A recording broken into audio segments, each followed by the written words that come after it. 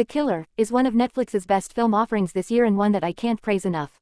David Fincher has delivered another brilliant masterpiece. What a masterfully executed piece of film art. David Fincher's The Killer is a smart, tense, gripping, and slick thriller that once again shows the masterclass filmmaking style of Fincher and why he is one of the greatest auteurs working today. In many ways, this is similar to his past movies and yet he does something quite different that was a shock, but I gladly went along with it. The start of this movie almost lost me as we just had Michael Fassbender deliver a never-ending narration while he waits to execute a hit. But then when I thought about the character, it made sense. Fincher's attention to detail throughout the entire movie is immaculate as every little thing plays an important part.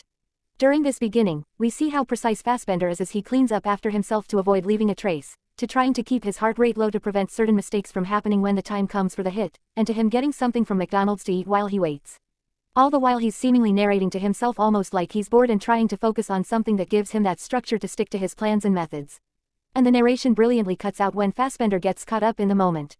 This is also a very intelligent and smartly written movie that requires you to think, and for me at least, I really liked this as it made it a fun challenge to figure out certain elements in the film and to always pay attention to details.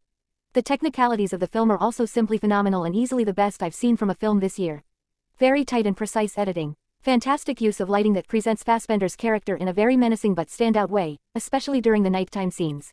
A fight scene in particular, while being very dark and somewhat hard to see, it helped add to the tension and gave a sense of realism to the fight itself.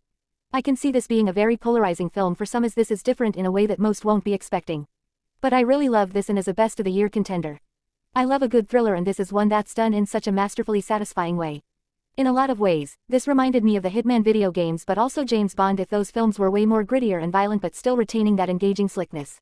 The film also moved at a very deliberate pace, almost like a 70s thriller while still being set in the modern day.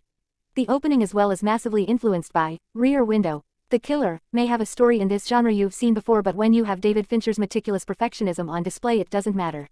He understands the genre well, delivering a very entertaining and thrilling neo-noir led by one of Michael Fassbender's best performances ever.